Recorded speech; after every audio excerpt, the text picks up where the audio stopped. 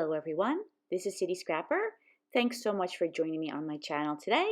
Today is day 12 of Christy's Beautiful Life, 30 Days of Sketches, and Scraptember 2021. Today's sketch in the upper left-hand corner was made by Brenda Ragsdale, and the Scraptember prompt for today is cut file. I did a little bit of gutting of papers before I started the video, and I did that so that I could layer them in the background of the layout. I mount all of the gutted papers to a piece of pattern paper that I knew I wasn't going to use. So first I put down the floral paper that you see there, and then on top of that I layered a pink paper, and then I layered a smaller piece of mixed media paper on top, and now I'm cutting some strips of paper to match the sketch. For the smaller strip, I'm using a strip of the same black pattern paper that I used in the background. And then for the larger strip, I picked out another piece of pattern paper. I cut them both to size, and now I'm deciding how I'm going to layer everything. For the hearts, I was going to use some cut files, but my silhouette cameo wasn't working well. I think my husband figured out what was wrong with it. It was something with the roller wasn't properly locked into place, so hopefully it will work from now on. But instead of using a traditional cut file, I'm using these cutout hearts. These are chipboard pieces. I love these. They're Technique Tuesday chipboard, but they have a surface you can paint and stamp on. Sadly, these chipboard pieces are discontinued, but the same effect can be created with a cut file. It just won't be as thick as these chipboard pieces. So I decided that instead of doing a mixed media background, I was going to use this white paper with some black circles on the background.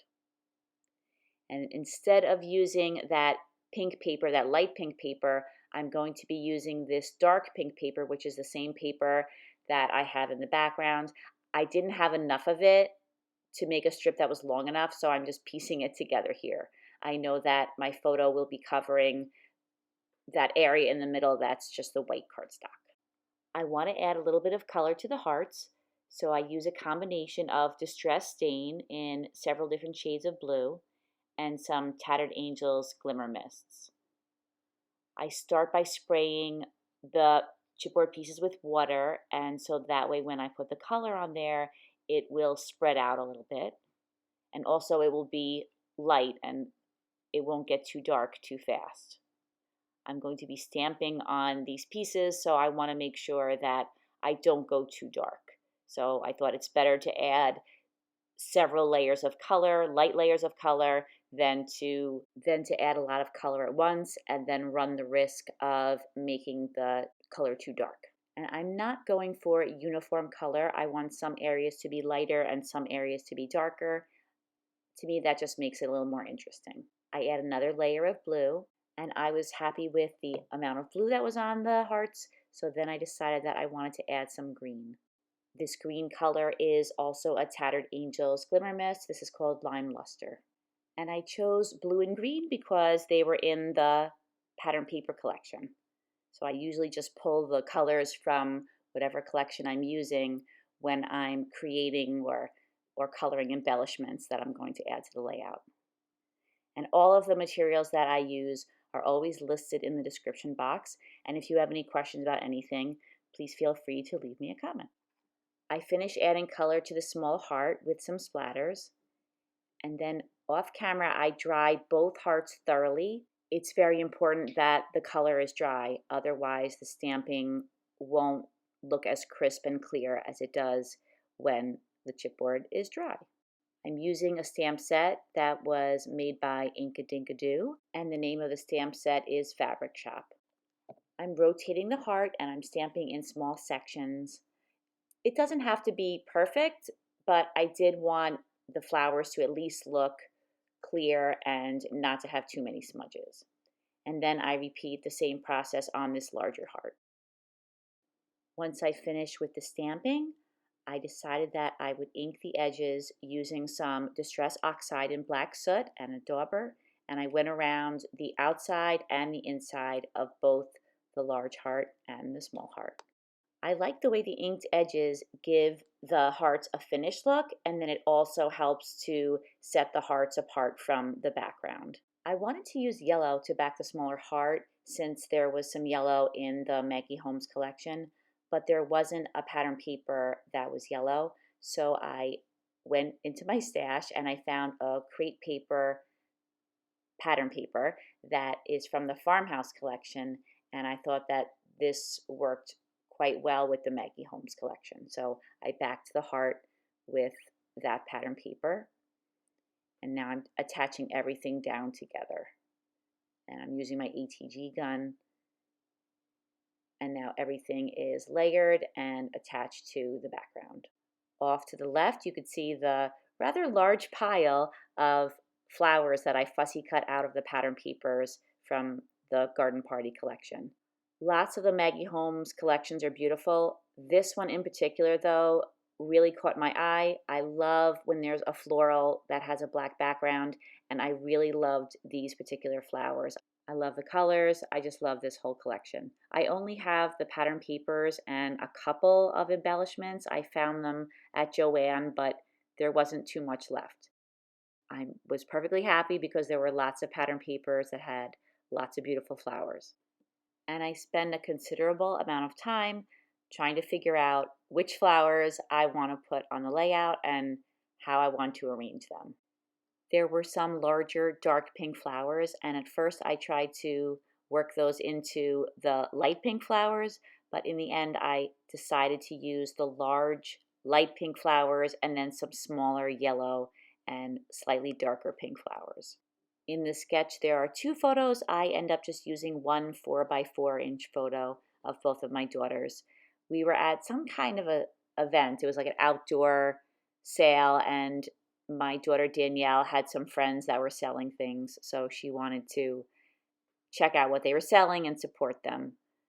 It's crazy how long ago this photo was taken.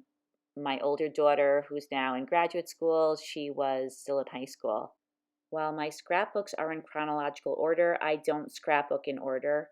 I have all of the photos in the photo sleeves, and I just open up a scrapbook and I pick out some pictures that I feel inspired to scrapbook or that match a sketch or a particular paper collection that I'm using, which means that I have some photos that were taken maybe a year ago scrapbooked and some photos that were taken 5-6 years ago that are not scrapbooked. And lately I've been trying to scrapbook some of the older photos and get those older albums completed.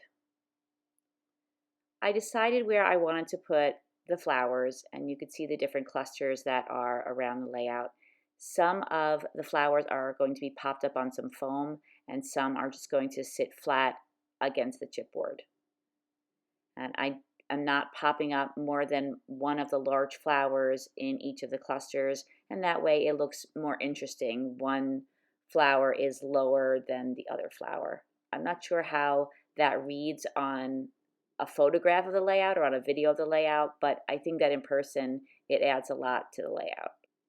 In addition to the larger flowers, you could see that I also added some of the smaller flowers that I fussy cut. And that's another thing that I like to do. I always love when there's variation in size of any embellishments. I don't want to have all large embellishments or all small embellishments on the page. I'm adding some flowers to two of the corners. I have a large flower, and then to fill in that gap between the flower and the corner of the paper, I'm adding a small darker pink flower. For the title, I wanted to use this Heidi Swapp title that says fun, but the pink color was a little too intense. So I took out my tube of black paint, and this black paint is a little softer than most tube paints, and it just kind of squirted out. But I did manage to get a lot of that paint back in the tube. I really didn't want to waste that much paint. I covered the word fun with paint, and then I immediately added some embossing powder, and I embossed it with my heat gun. And then once it was embossed, but it was still hot, I added another layer of embossing powder, and now I'm heat embossing it again. And I just love the effect of the embossing powder. It's nice and shiny, and I think it's a perfect size title for this layout. I layer a few of the smaller flowers underneath the title.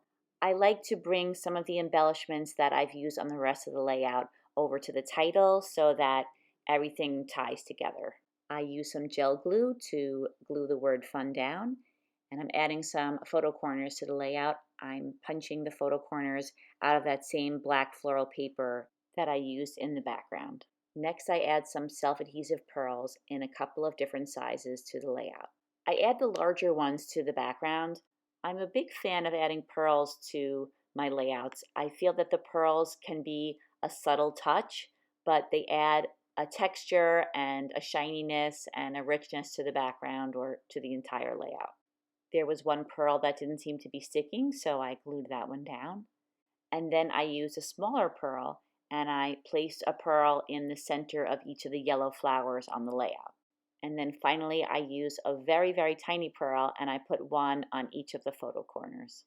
And I'm using a strip of pearls that was meant to be stuck down all together, and I just cut them into smaller pieces, and they were a little hard to manipulate because they were so tiny, but I was able to get them stuck down to the layout. I wanted to expand the title a little bit, so I found some stickers that were small and would fit right on that little spot on the layout, and I decided to call it A Fun Day. That completes the layout, everyone. Thank you so much for watching my video. I really hope that you enjoyed it. Please take a look in the description box. You'll see links to everybody else's channel, including Christy's channel, and a link to the Facebook group. And I hope that you're having a lot of fun watching everybody's videos and hopefully trying out the sketches yourself. I hope to see you again tomorrow, and I hope you have a fantastic day. Bye-bye, everybody.